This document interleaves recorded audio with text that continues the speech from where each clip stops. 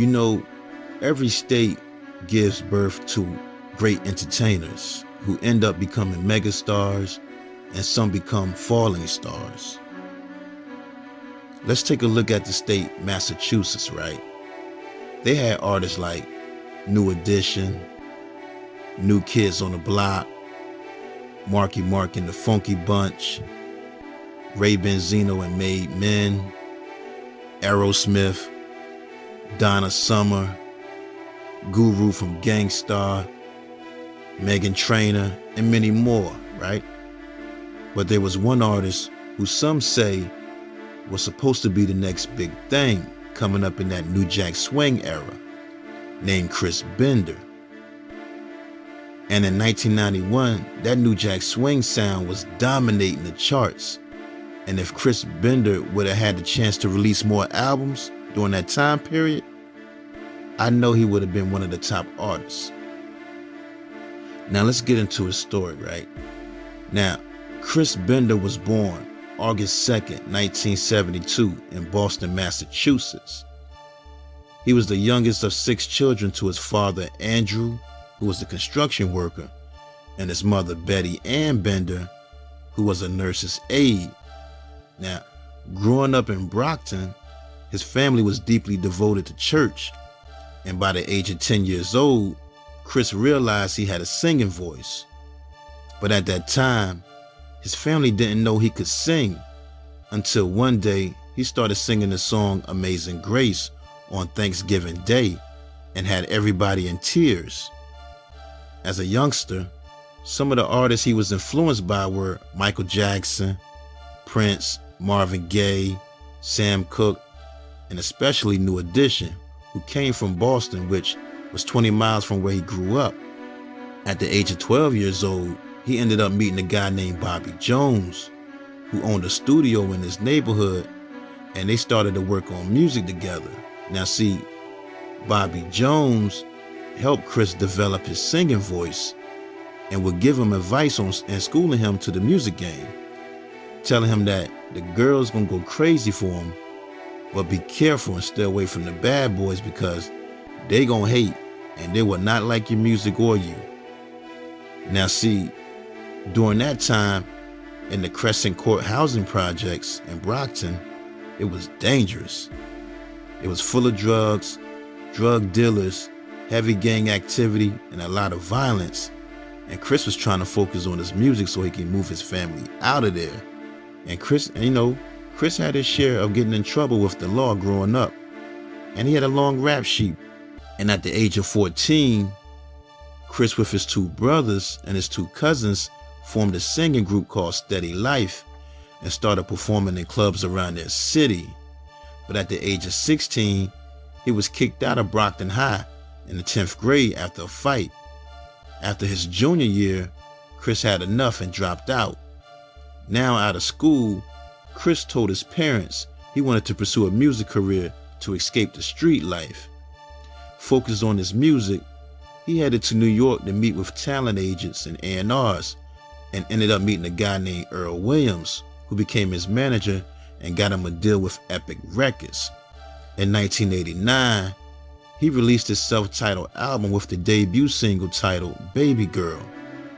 But Epic Records really didn't show any support of the album, and limited copies of the album were released. And a video for the song Baby Girl was never released, so the album really didn't sell anything. And also, by him being new to the industry, he got taken advantage of in his contract. But Chris, he never gave up on his dream. He was determined to make it. And that's when he ended up meeting a guy named Terrell Calloway. Now, Terrell Calloway was one of the first black promoters to bring a black entertainment market to the white-owned clubs in downtown Boston at the time. And him and Chris became close, like a big brother, little brother type of relationship. And Chris never told Terrell about his criminal cases or the life he lived in the past because he was trying to put all that behind him. He was ashamed of it. And he feared it might mess up their business relationship because at that time, Chris's criminal record showed a dozen of arrests, including 6 charges filed in one day after being pulled over for driving without a license, registration, and proof of insurance. He was also being charged for breaking and entering, assault and battery with a deadly weapon, 2 counts of possession of cocaine with intent to distribute, and for alleged involvement in a drive-by shooting. I mean, that's what the police say anyway, and they claim Chris was in a lot of trouble and had cases pending. But anyway, now, with a new manager, Chris went back to work to get a better contract and a better record deal, and he ended up meeting with Sylvia Rome, who was running East West Records at that time. I think at that time she might have had signed En Vogue, Gerald Levert, and Das Effects. And you know, Sylvia Rome loved Chris's music and really believed he was about to be the next big thing. And she signed him to a 7-album contract for $500,000. Now with a new record deal, Chris hit the studio and began laying down songs with him doing most of the writing. He also moved out of his neighborhood in Brockton and got a place in Waltham after taking his manager's advice to leave the hood. Now, even though Chris left the hood, he was always going back and hanging out because his family and friends were still there. But he was trying to stay out of trouble and straighten up and take his music career to another level. And on July 9th, 1991, Chris released his second album titled Drake, which hit number 92 on the Billboard magazine R&B album chart. The first single, I Knew, peaked at number 43 on the Billboard's R&B singles charts, staying on the charts for 10 weeks, and his second single titled That's Not the Way broke into the top 70 on the Hot R&B singles chart. A couple other songs that the fans loved were Who Will I Choose and Kiss and Make Up. That album, though, it took him on tour. Now rising as one of the new top young R&B stars in the industry, Chris was on his way, and his record label and his managers was all behind him 100%. But see, Chris was from the streets, and he didn't like all that hanging out with the celebrities in the industry. He'd rather go hang out in the hood where he's from. He just felt much more comfortable there. But with success comes hate and jealousy, especially from the cops, believe it or not. The cops are real jealous. Plus, on top of that, the people from the neighborhood, they hated that all the kids looked up to him and he was now doing something positive. And he had a lot of power. And he was also trying to get back into church. But the police took that as him being a gang leader though. And the hate for him was getting out of control because weeks earlier, he got into a fight with 2 guys and he filed charges to the police after shots were fired at his car while he was driving. His cousin was shot and killed months earlier, and another cousin was shot a year before that. He had a lot of beef coming his way. I mean, he had some words with a guy named Sticks, and a week later, the guy told Chris's cousin Jesse that he was going to get him and Chris. And on November 3rd, 1991, around 2 a.m. sometime, Chris came to visit his mom and have a bowl of ice cream. Afterwards, Chris and his cousin Jesse were listening to some music, talking and smoking weed in his blue Mercedes-Benz when they heard a shot. Then they heard 20 to 30 more shots towards his car from 3 men in black hoodies. Chris jumped on his cousin, shielded him, protecting him. When it was over, Chris was shot 4 times in the back, once in the torso and in the elbow, and later died in the hospital. His cousin that was in the car with him was unharmed. After his death, the police on his case really didn't have too many good things to say about Chris. In the newspaper, they were trying to describe him as a drug dealer.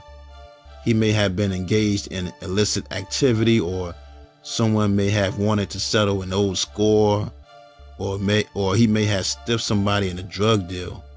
That's what they said in the newspaper about Chris. But Chris's family say if the cops were doing their job, patrolling and policing the area, Chris would probably still be alive.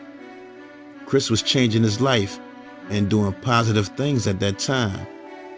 His manager said that the word on the street was that the shooters didn't know Chris was in the car, because Chris had tinted windows and it was dark. They just wanted to shoot his car up, and the murder was an accident. A week before he was killed, he was supposed to go to Atlanta and start working on his next album. And on November 9th, 1991, over 500 relatives and friends attended and mourned at his funeral. And the police did end up catching those guys, though. The suspects, Timothy Lucas, was convicted of second-degree murder and the killing, but was granted parole in January 2015. Eroy Kendall was found guilty of second-degree murder, but was paroled in 2008. Kevin Bynum was found guilty of being an accessory after the fact of second-degree murder and sentenced to 5 years to 7 years in prison. He served that term and was released. Kevin Bynum was found guilty of being an accessory after the fact of second-degree murder and sentenced to 5 to 7 years in prison. He served that term and was released. And Ernest Lucky Fernandez was convicted of first-degree murder also. But you know, Chris Bender's music is still being played today in the 90s throwback mixes. So make sure y'all go check his music out on YouTube and all the digital platforms. And also his nephew, Chris Bender, who was named after him, is doing his thing in gospel music. So, you know, check him out. He sounds good, man. He sounds real good. That's his nephew. His name is Chris Bender also. You know the rapper Trick Daddy sampled Chris Bender's single, Who Will I Choose, for his song Hold On his www.thug.com album, which was certified gold. And I really hope the family do a biopic on him, because a lot of up-and-coming artists could really learn from Chris Bender's story. I really believe that. I think a lot of the young artists can learn from his story. He was 19 years old. R.I.P. Chris Bender.